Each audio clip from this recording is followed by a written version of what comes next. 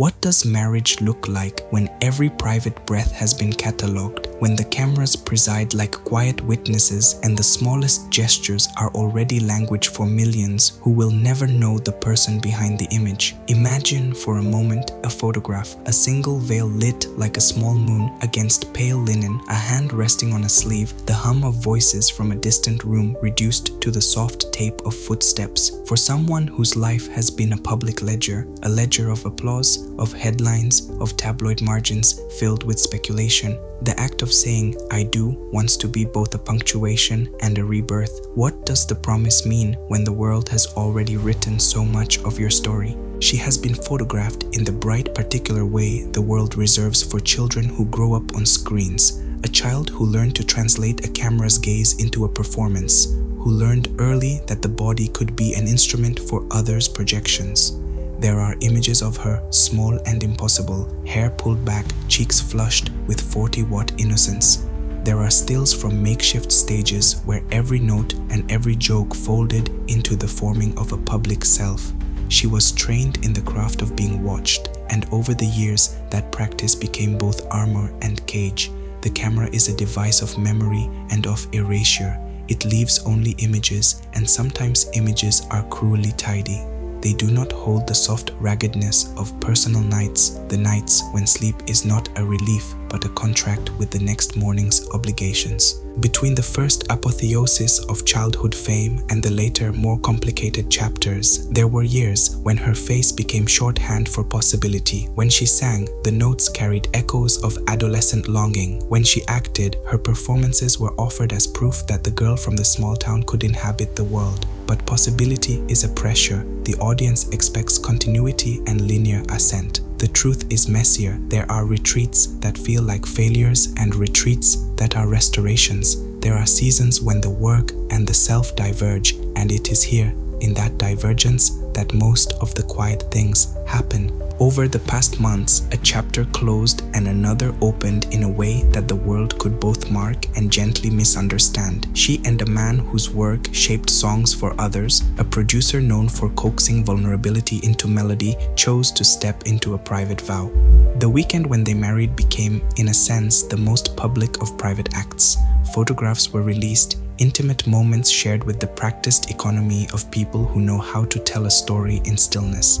The ceremony itself took place on September 27, 2025 in California, and the images that arrived afterward read like the careful pages of a photograph album meant for a million strangers. She released a carousel of photographs, a first glance, a veil caught in motion, a hand that revealed a ring with the modest authority of a small planet. He posted his own set, a mirror to hers, a different frame that held up their shared home as a place now doubled by a new promise. Among the captions and the angles, there was a language of tenderness that felt, to many, refreshingly devoid of spectacle. No staged pyrotechnics, no parade of product placements, simply the photographs of two people making a decision that would alter their private mapping of the world. The images were curated but intimate, a private archive shared with the public in the way that modern celebrity inevitably is. If you have followed the arc of her life from the earliest television spots, you know that the narrative often returns to the same themes: fidelity to craft, friction with expectation, and an ongoing dance with health and privacy. She has spoken across the years about the cost of the spotlight and the patchwork rituals people invent to hold themselves together. To be a celebrity is to be an exhibit of resilience. The performances and the comebacks are catalogued like seasons of a show. But there are also softer stories, the small acts of companionship, the decisions to slow down, the pauses that are not absences but preparations for something else. In those pauses, what is built is not always visible on a red carpet. There is repair, quiet work, and a kind of modest reclamation. Their courtship did not read like a tabloid's feverish sprint. It moved with the steady alternation of public moments and private retreats. They made their connection visible in fragments, an appearance, a public support, an industry handshake that suggested more, and then, months later, a ring.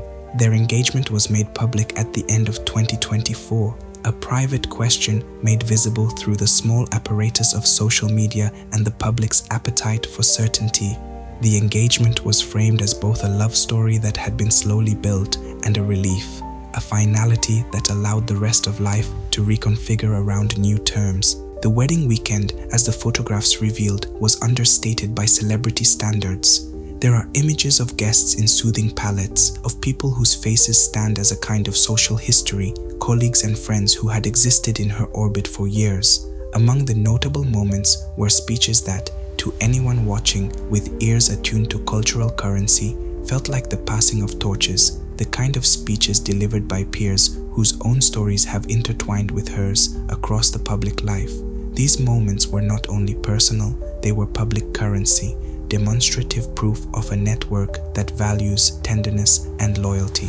Reports noted that among those who spoke were longtime friends and fellow artists whose presence felt like both a gift and a public benediction. To sit with these photographs is to enter a paradox. On the one hand, the images are performative by necessity. Every frame is chosen, every filter applied with the knowledge of how it will be received. On the other hand, their intimacy reads as if it is resisting the mechanics of celebrity, the close-up of hands, the turned head in a half smile, the natural light that softens a cheek. These are the photographs that suggest an attempt at privacy even within exposure. They suggest a negotiation, to be seen but on one's own terms. The negotiation is the story's center, and it is here that the narrative grows complicated and humane. When she stood in her dress, its silhouette reported in the press as vintage-inspired, a halter bodice with a dramatic open back designed in the language of classic couture, the image was at once a callback and a new statement. Fashion at a wedding is not merely decoration, it is a language,